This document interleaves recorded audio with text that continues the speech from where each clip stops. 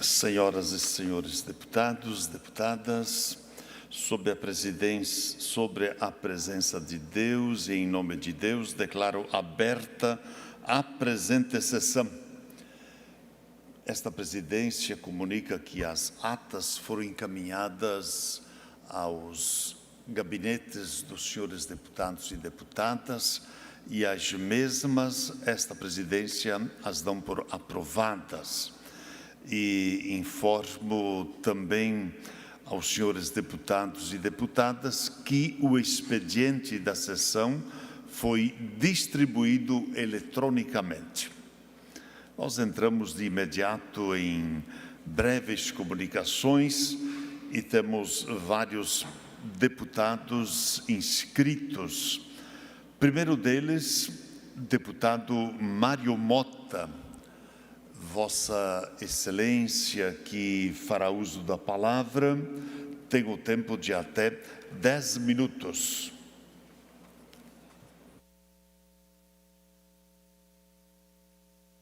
Querido e eminente deputado Pedro, presidente em exercício desta sessão, estimados colegas, cidadãos catarinenses, aos que se encontram aqui em nossa plenária, ou no auditório, ou nos acompanham pelas redes sociais da TVA.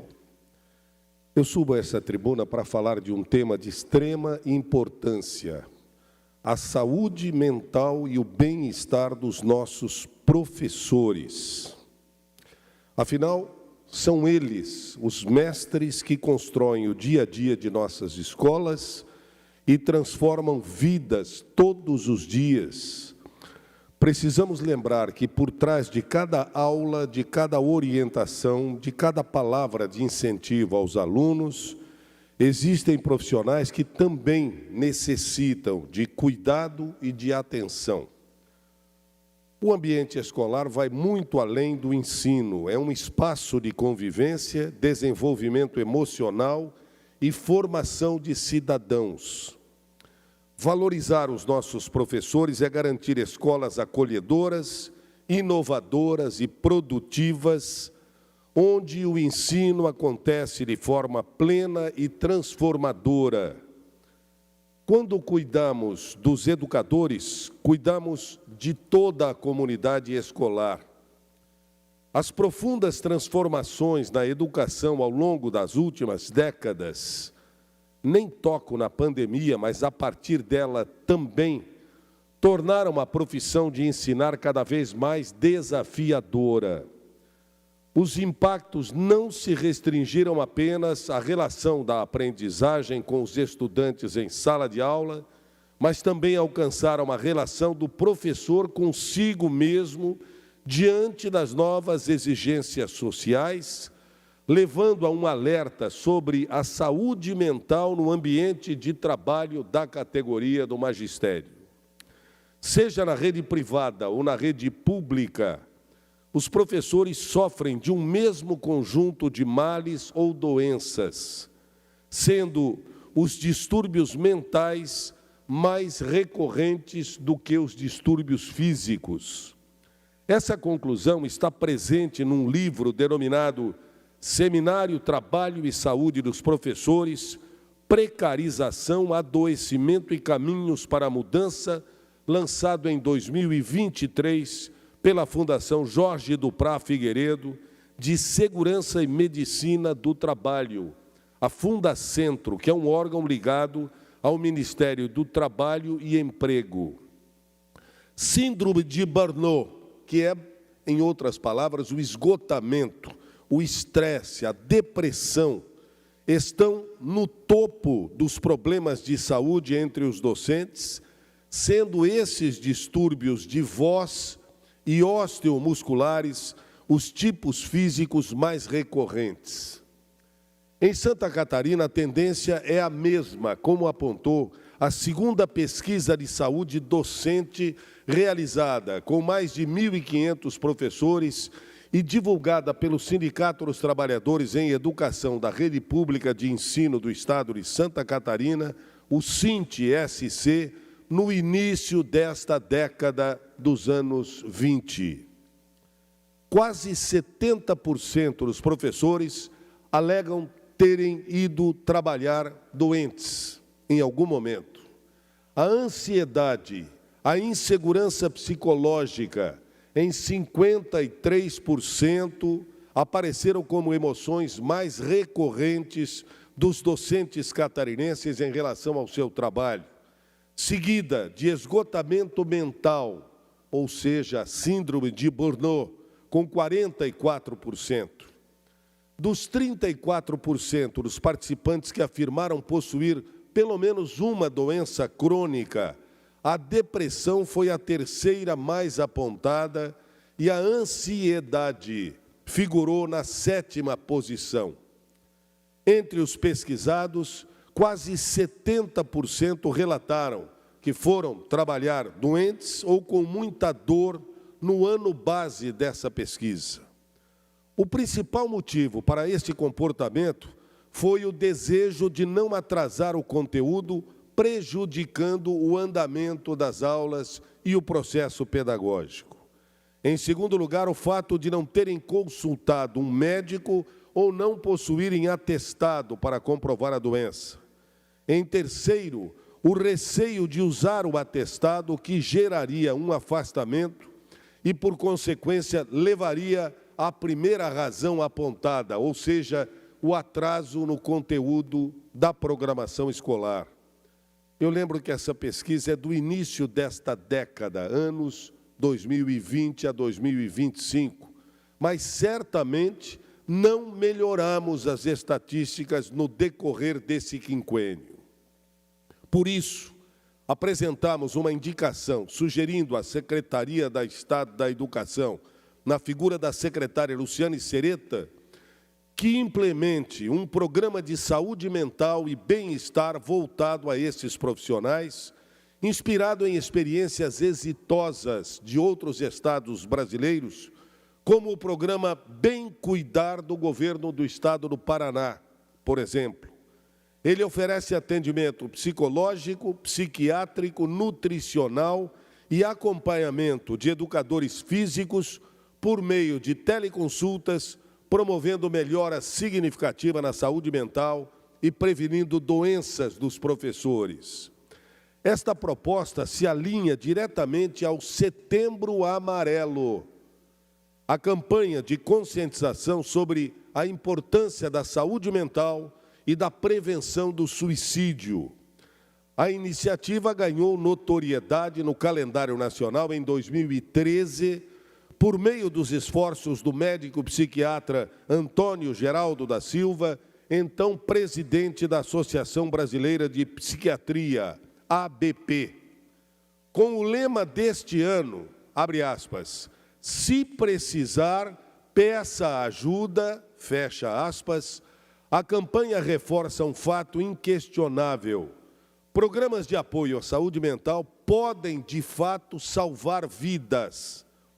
Eles oferecem o suporte, a orientação e o acompanhamento necessários para que profissionais da educação que enfrentam sofrimento emocional possam encontrar o suporte necessário. Eu convido todos a refletirem. Cuidar da vida de nossos professores é cuidar do futuro de nossas crianças, no futuro do Estado e do país. Precisamos de políticas públicas que apoiem, valorizem e protejam esses profissionais, transformando nossas escolas em espaços seguros, acolhedores e produtivos. Como diz muito bem meu particular amigo, médico, psiquiatra e escritor, doutor Augusto Cury, não podemos controlar os ventos, mas podemos ajustar as velas. E quando cuidamos da mente, estaremos cuidando da vida. Obrigado a todos que nos ouviram. Muito obrigado, senhor presidente. Feita a manifestação, deputado Mário Mota, esta presidência registra com alegria aqui a presença dos estudantes que cursam Direito do Centro Universitário Estácio, aqui em Florianópolis e que vêm acompanhados e acompanhadas do professor Leonardo Torres. Sejam todos e todas bem-vindos a esta casa. Feito então o registro, na sequência, o próximo orador inscrito, o deputado Carlos Humberto. Vossa Excelência, que fará uso da palavra, tem o tempo de até 10 minutos.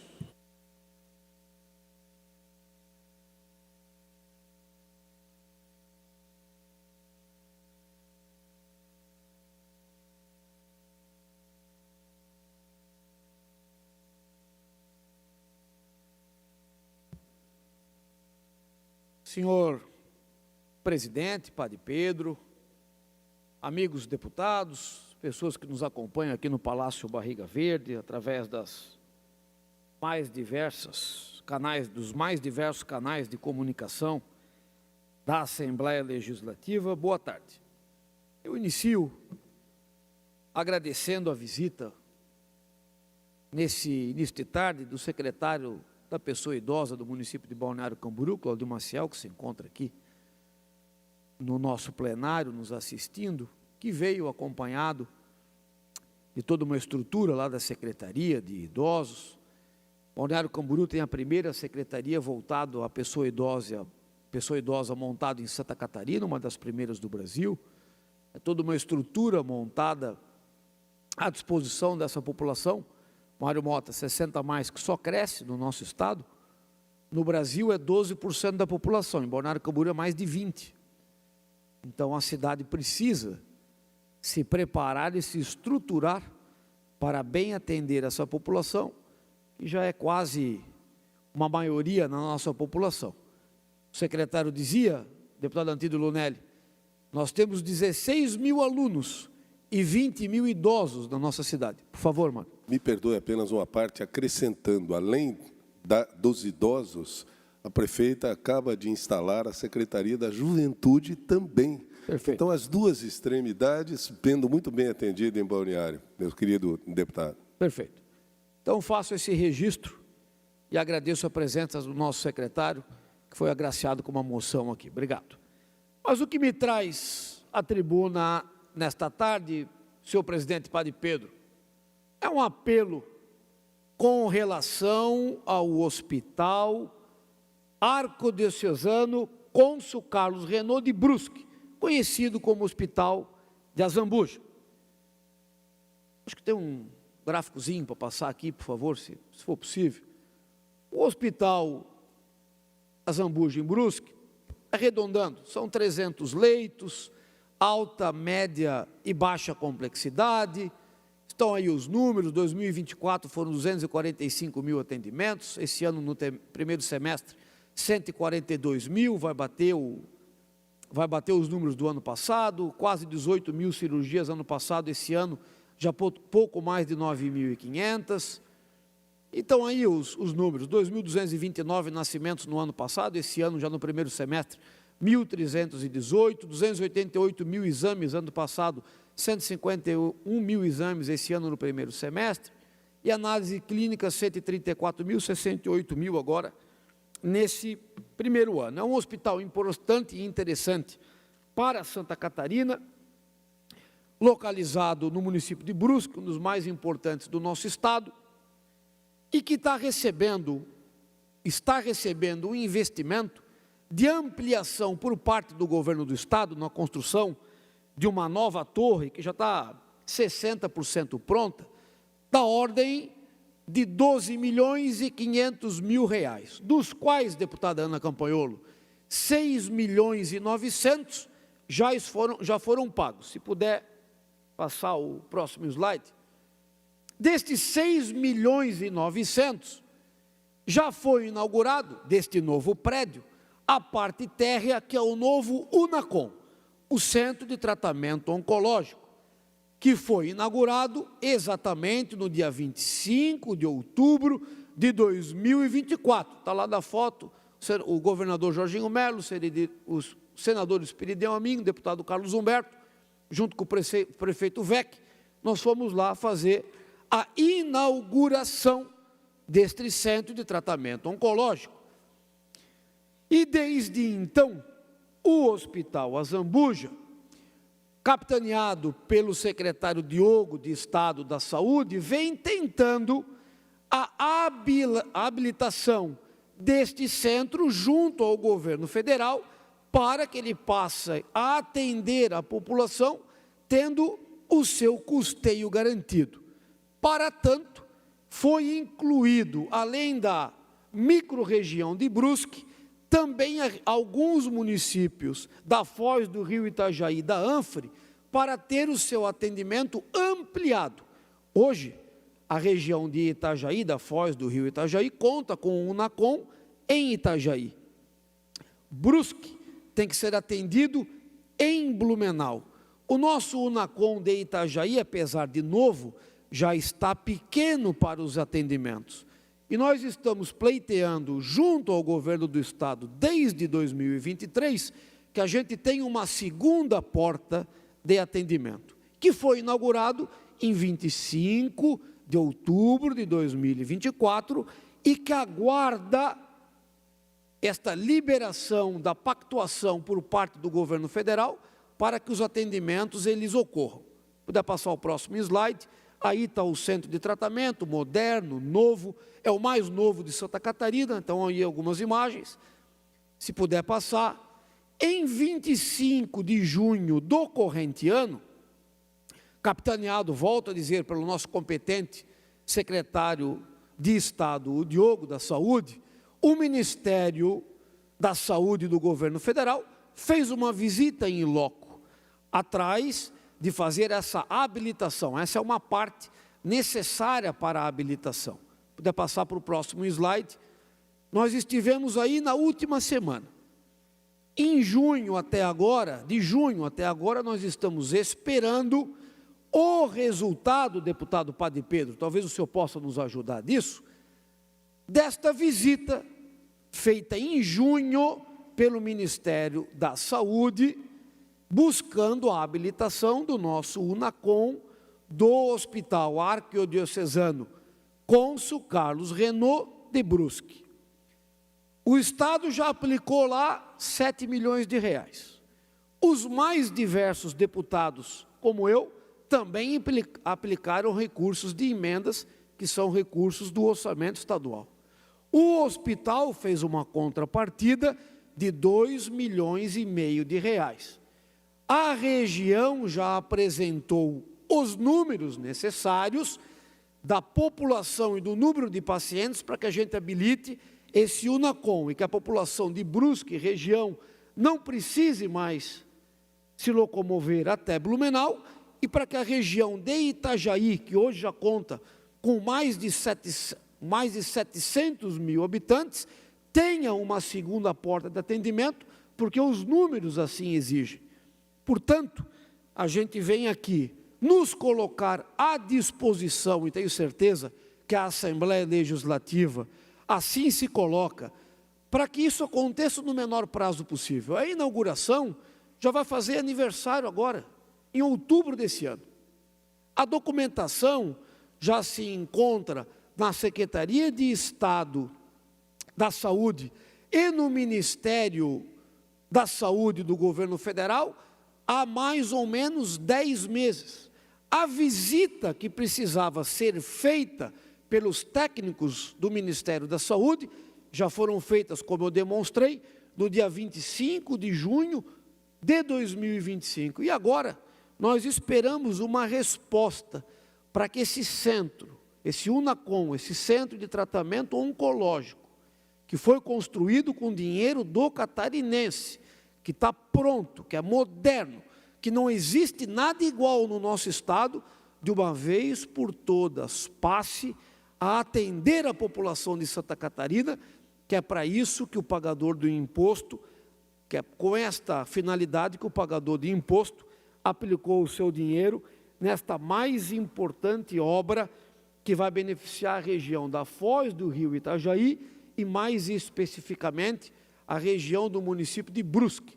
Então eu subo aqui para fazer um apelo ao governo federal, ao nosso governo do estado, especificamente ao nosso secretário da Saúde, o Diogo, que tem acompanhado, e faço aqui um registro, todo esse processo com muita atenção, mas já vai fazer aniversário da inauguração do Centro de Tratamento Oncológico e nós precisamos colocar este prédio em funcionamento à disposição do pagador de imposto e da população de Santa Catarina. Era isso, senhor presidente, muito obrigado. Feita a manifestação, deputado Carlos Humberto, na sequência, temos inscrito para se manifestar em breves comunicações, deputado Adilson Girardi. Vossa Excelência, que fará uso da palavra, tem o tempo de até 10 minutos.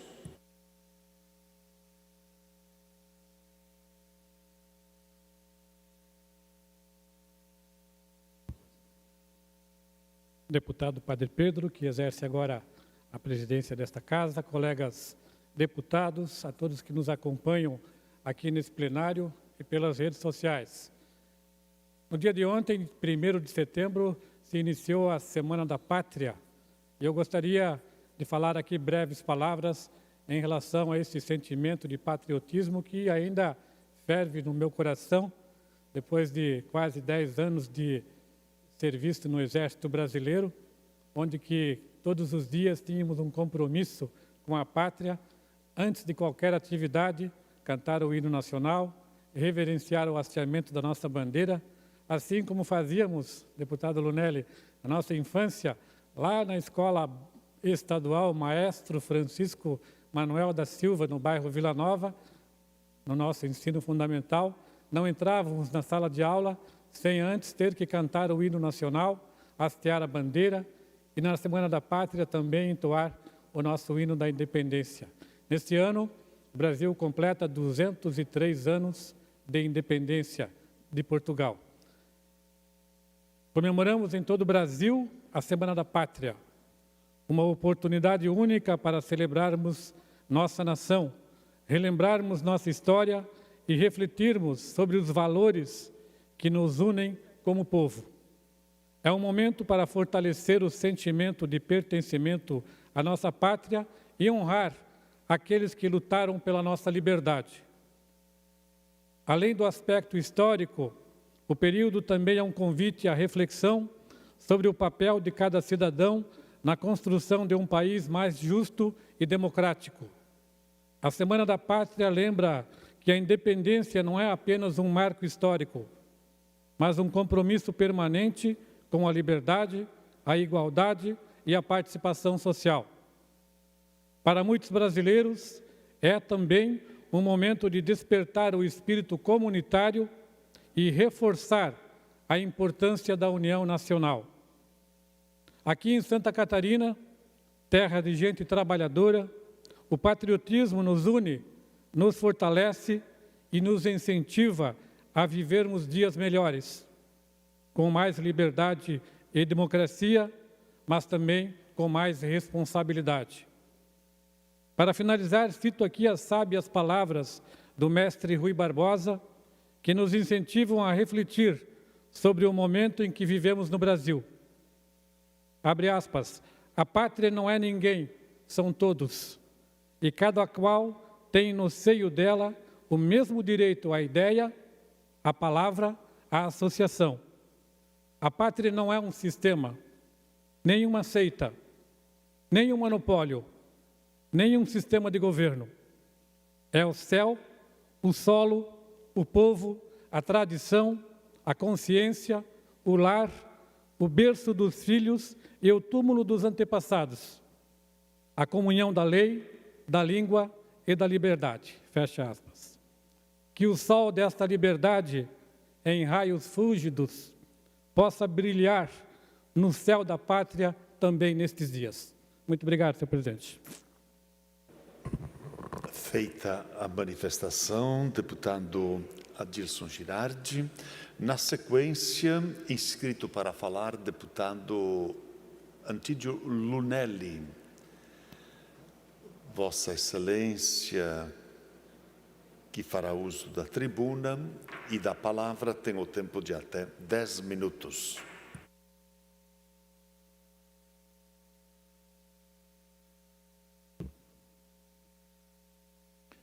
Senhor presidente, Padre Pedro Baldiceira, prezados colegas deputados e deputadas, todos que nos acompanham pela TV AL. Esta semana, o Supremo Tribunal Federal voltou a se debruçar sobre mais um processo contra o ex-presidente Jair Bolsonaro. Quero aqui deixar clara a minha preocupação, não apenas como deputado estadual, mas como cidadão que acredita na democracia e no respeito à vontade popular. O que está em julgamento não é apenas um homem, mas milhões de brasileiros que depositaram em Bolsonaro a sua confiança. É preciso dizer, com todas as letras, transformar divergências políticas em processos judiciais é um risco enorme para a nossa democracia. Em Santa Catarina, a maioria absoluta do povo acredita em valores como liberdade, respeito à família, fé e o direito de empreender sem amarras. Bolsonaro sempre representou esta voz. E goste-se dele ou não, não é justo que se tente calar esta parcela imensa da população por meio dos tribunais. O que vemos são acusações frágeis, muitas vezes baseadas em interpretações forçadas ou discursos fora do contexto. Não se trata de proteger erros ou excessos, se houver, que sejam julgados com equilíbrio e dentro da lei. O problema é a seletividade, porque uns podem tudo e outros não podem nada. Por que há tanto rigor de um lado e tanta complacência de outro? O Supremo Tribunal Federal anda parecendo uma extensão do governo Lula. Mas a justiça só é justiça quando trata todos da mesma forma. O povo de Santa Catarina, que trabalha duro, que carrega este Estado nas costas, sabe reconhecer quando há exagero e quando há perseguição. Precisamos defender a democracia de verdade, aquela que o cidadão tem direito de escolher os líderes, sem interferência de tribunais, sem perseguição política, sem perseguição política disfarçada de julgamento jurídico. Eu quero aqui reafirmar: Santa Catarina não se curva diante da injustiça. Nosso povo é livre, trabalhador e acredita que a política deve ser feita com respeito às urnas, não com canetadas em gabinetes. O Brasil precisa olhar para frente. Chega de disputas políticas que só dividem o povo e não resolvem os problemas reais. O que os brasileiros querem é emprego, segurança, educação de qualidade, para que seus filhos tenham um sistema de saúde que funcione. O foco deve ser recolocar a economia nos trilhos, reduzir impostos, dar condições para quem produz, gerar riqueza e oportunidades para o nosso povo trabalhador. Mas nada disso será possível se a classe política e o judiciário não assumirem a sua responsabilidade pelo momento em que vivemos. Enquanto milhões de famílias apertam o cinto, Brasília continua desconectada da realidade. Não é aceitável que as decisões mais importantes para a vida do povo sejam tomadas sem diálogo, sem equilíbrio e sem compromisso com a verdade. Quem ocupa cargos do poder precisa dar exemplo e não se esconder atrás de privilégios. É hora de reconstruir a confiança do brasileiro e as suas instituições, sem extremistas, nem de um lado e nem de outro. E isso só será possível se houver mais respeito ao cidadão, mais transparência e menos perseguição política. Santa Catarina seguirá sendo voz firme nesta cobrança, porque sabemos que o futuro do Brasil depende da coragem de enfrentar as injustiças de hoje para abrir caminho para um país mais livre, mais justo e mais próspero amanhã. Contem sempre comigo. Muito obrigado a todos. Seria isso, senhor presidente. Feita a manifestação, deputado Antídio Lunelli, na sequência, ainda em breves comunicações, está inscrito o deputado Júnior Cardoso. Vossa Excelência, que fará uso da palavra em breves comunicações, tem o tempo de até 10 minutos.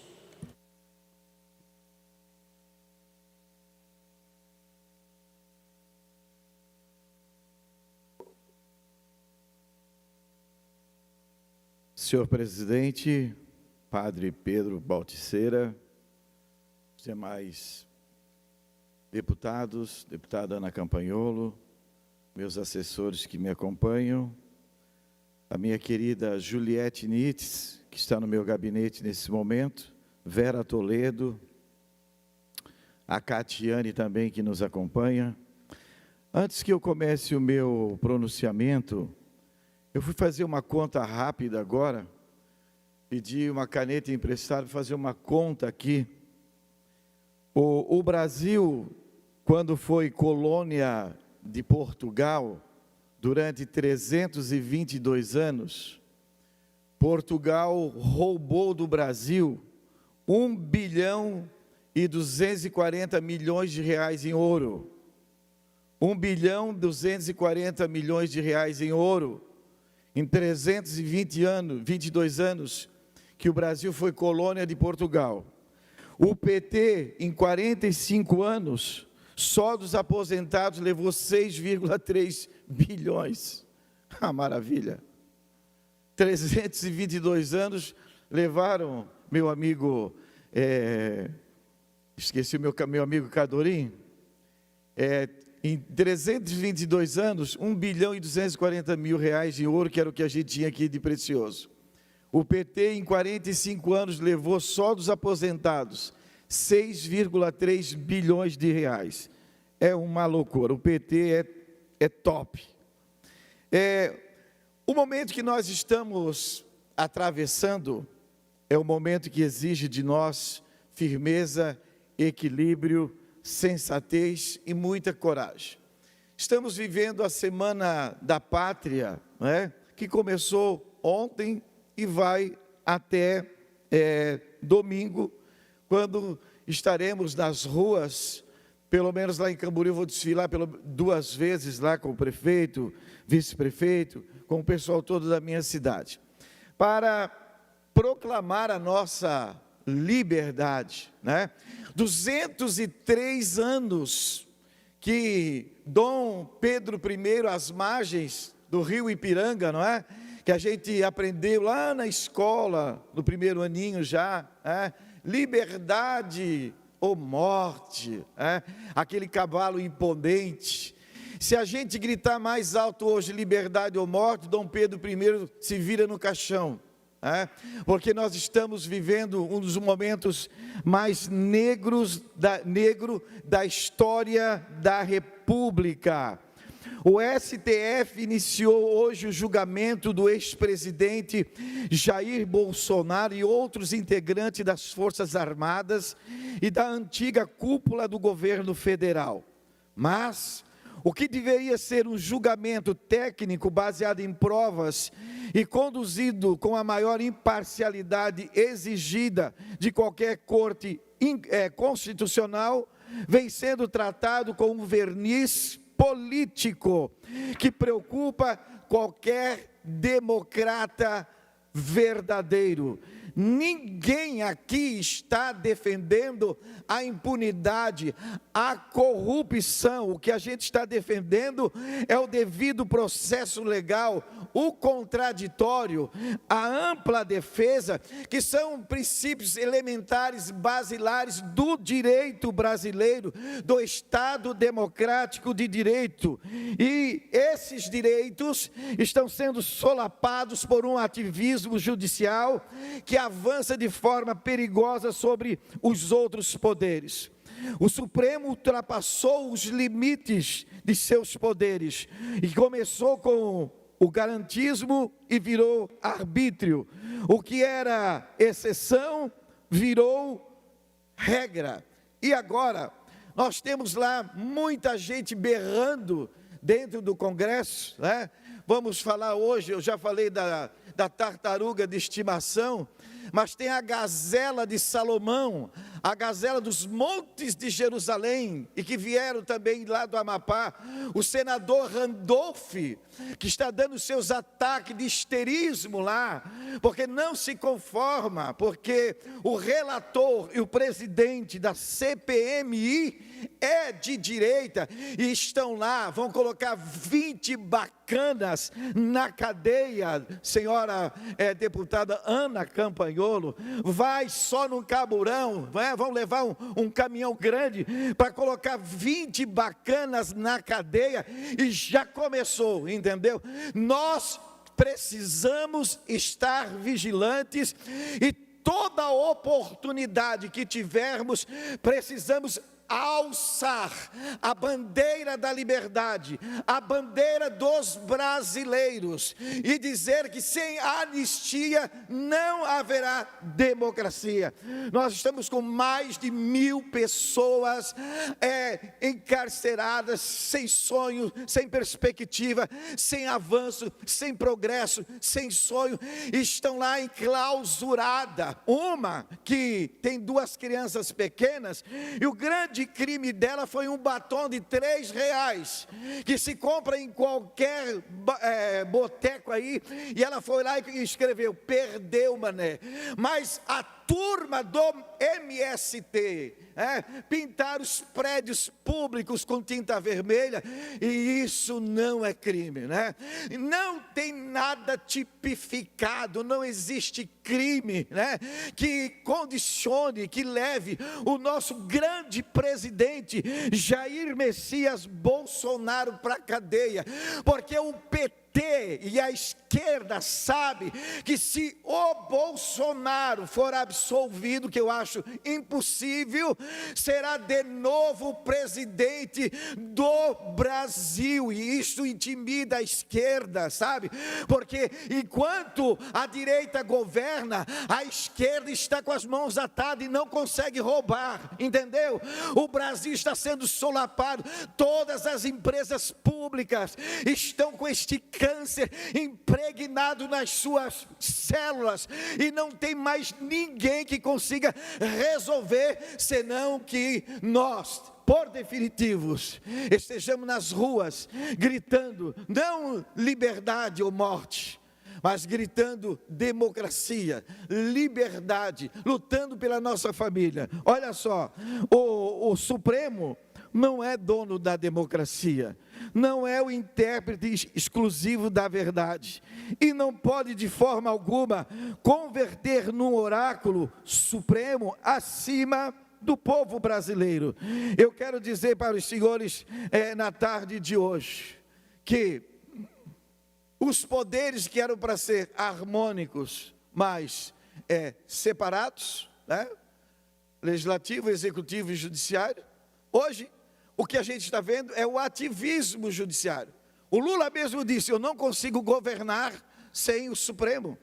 Porque o Lula foi lá e pediu para que fosse autorizado o aumento do IOF, ele perdeu no Congresso, ele foi lá no Supremo e os bacanas canetearam, não pode aumentar, Lula, pode fazer, entendeu? Nós temos hoje o Daniel Silveira, deputado federal, que está lá definhando, apodrecendo na cadeia. Nós temos Marco Durval, senador, com tornozeleira. A mãe dele não tem o direito de usar o plano de saúde, cancerosa. Por quê? Porque o Alexandre de Moraes bloqueou o plano de saúde. Gente, até quando que a gente vai aceitar uma coisa dessa? Quem sabe você fique pensando, poxa, mas o deputado Júnior Cardoso sempre vem aqui falar de forma forte, agressiva, né? Contra a esquerda, contra isso. Gente, todo mundo tem o seu discurso aqui. E eu não vou ficar silente, calado, vendo os nossos irmãos morrendo dentro de uma cadeia.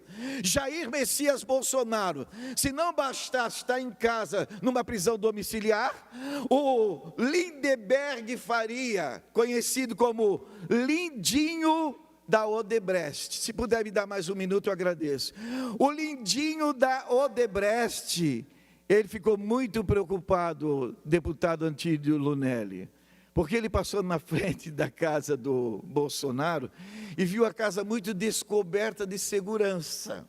E estava muito perto para que o Bolsonaro fosse para uma embaixada da Argentina.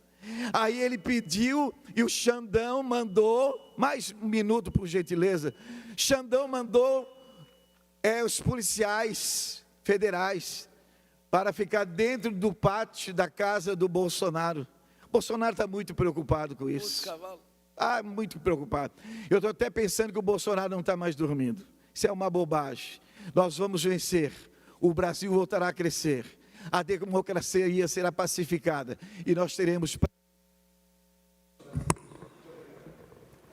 Feita a manifestação, deputado Júnior Cardoso, assim nós chegamos ao final das breves comunicações e entramos... Nós encerramos o horário, mas temos o horário dos partidos, deputado. Vossa Excelência poderá fazer uso da palavra também. Então, o primeiro horário pertence ao PL. Nós não temos ninguém a se manifestar. Na sequência, Bloco Social Democrático, MDB e PSDB. Da mesma forma, abdicam da palavra. Bloco União, PSD e PRD, também não temos nenhum orador inscrito. Bloco Democracia, Inclusão Social, Igualdade, PT e PSOL, também nós não temos ninguém a se manifestar. Bloco Podemos, Republicano e Novo, deputado Camilo Martins, Vossa Excelência que fará uso da palavra, tem o tempo de até 7 minutos.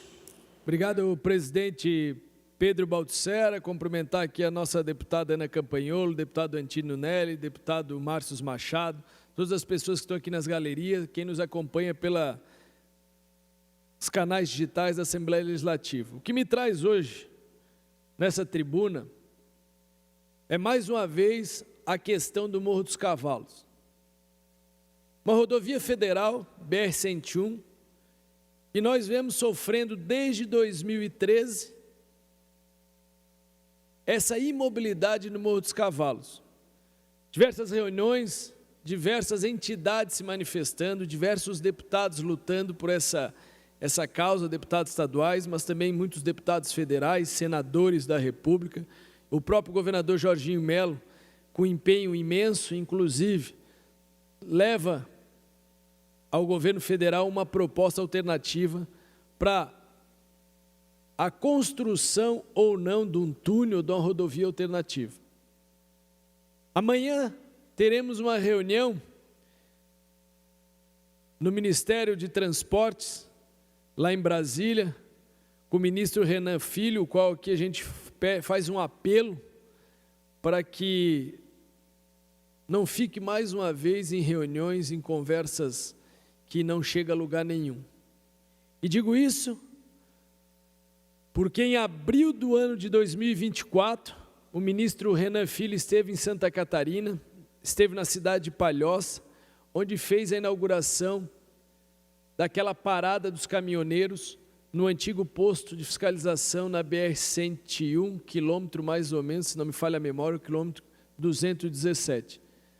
E lá naquele dia, estavam diversos deputados estaduais, quase todos deputados federais, senadores, e a gente clamou por ele para que desse celeridade numa decisão rápida. Uma vez que eu acho que menos de 15 dias a rodovia BR-101 no trecho do Morro dos Cavalos tinha sido fechada por um deslizamento de terra. Nós não podemos aceitar mais o Estado de Santa Catarina e nós políticos representantes, e muitas vezes eu me faço a voz da população, que a gente está cansando e desacreditando. Porque faz mais de 10 anos que nós temos esse problema, uma rodovia federal que corta Santa Catarina, é o escoamento da produção do Rio Grande do Sul do estado de Santa Catarina em direção ao sudeste, centro-oeste e norte do país. E toda a vida que acontece, seja um simples acidente, seja uma tragédia maior, que foi aquele caminhão de combustível que explodiu, ou um próprio deslizamento, nós passamos vergonha porque essa rodovia fica interditada. E muito se fala, mas infelizmente o governo federal pouco faz. E vejam a demora, e eu digo isso porque o Antídio já foi prefeito, eu fui prefeito da minha cidade. A gente, quando coloca energia no assunto, se desenvolve muito mais rápido. E o que eu vejo é uma certa omissão do governo federal, porque passado 1 ano e 5 meses da última visita do ministro, o qual disse que levaria esse assunto com a maior prioridade possível, até agora nada. Eu torço amanhã que saiam com uma excelente notícia. E eu gostei do posicionamento do senador da República, Esperidião Amin, o qual ele disse: eu não vou tomar posição se nós temos que fazer os 2 túneis, se nós temos que fazer apenas um túnel, ou acatar o projeto alternativo do governador Jorginho. E aqui eu parabenizo o governador Jorginho pela preocupação e faz um projeto alternativo, mas o senador Esperidião é o seguinte: quem tem que decidir é quem manda, e quem manda é o ministro dos Transportes, Renan Filho. Mas quem sofre é Santa Catarina. O ministro Renan Filho, ele representa o estado dele, e tem que representar o Brasil, mas parece que as prioridades não são do sul do Brasil. Muitas vezes me entristece, deputada Ana, quando a gente vai a Brasília, os ministros chegam a dizer: Santa Catarina tem tudo, nós temos que ajudar os outros estados. Mas é uma rodovia que já é concedida, precisa apenas vontade política. Porque quando eu lutei pelo contorno viário, que ingressei com uma ação na justiça para fazer o contorno viário, a terceira faixa da BR-101 aqui na nossa região, eu pude perceber o quão burocrático é. Para nós conseguir o contorno viário, nós tivemos o juiz federal aqui de Florianópolis, determinava que a NTT fizesse as reuniões para deliberar sob pena de multa diária caso não fizesse. Aconteceu. A terceira faixa a mesma coisa, porque alguém tem que pagar a conta. Aqui na Grande Florianópolis, pelo contorno e pela terceira faixa, a conta foi aprovada na NTT e diluída no contrato através de um aumento pequeno da tarifa de pedágio. Se o governo federal não tem dinheiro para fazê-lo e tem uma concessão, nós temos que rapidamente tomar uma posição e definir: será a concessionária? Qual é o valor da obra? Qual é que vai ser diluído? Seja no contrato norte, no contrato sul. Mas nós não podemos aceitar, é o que está acontecendo agora. Nada feito, nós estamos sofrendo. Os moradores da região do sul do estado, da cidade de Palhoça, ou morador lá de Araranguá, de Criciúma, para vir a Florianópolis, eles olham se não tem deslizamento, não tem acidente e vice-versa. Isso chega a ser vergonhoso. Nós não podemos admitir que isso continue. Então eu fiz esse registro, torço muito que amanhã saia uma solução, mas eu estou meio discreto como está a população catarinense. Eu estou cansado de falar sobre esse assunto, e eu acho que os demais deputados também estão cansados, porque nada se resolve. Então aqui vamos fazer esse apelo ao ministro, vamos torcer para o governador Jorginho, que traga uma posição, e amanhã nós... Mais um minuto, deputado. Obrigado, presidente. Que amanhã, dessa reunião da bancada federal, junto com o ministro, o governador Jorginho levando esse projeto, nós tenhamos uma decisão, quando será, qual obra vai acontecer, mas o principal, e digo isso pelo tempo do contorno, nós aprazamos tudo no acordo judicial, nós precisamos ter um prazo de início de obra e término de obra. Infelizmente, parece que nós vamos estar há muitos anos e nada vai acontecer. Então fica aqui meu registro, o meu apelo, e torcendo muito, porque muitas vezes a gente não acredita em mais, e nós somos política acompanhando. Imagina a população que está lá, os nossos, que nós representamos, a indignação, e eu deixo este registro aqui nessa Casa Legislativa. Próximo horário pertence ao PP. Consulto a bancada, não há orador inscrito, e o último horário ao PDT. Da mesma forma, não temos nenhum orador inscrito para fazer uso da palavra. Portanto, esta presidência suspende a presente sessão até às 16 horas, no horário da ordem do dia. Está suspensa a presente sessão.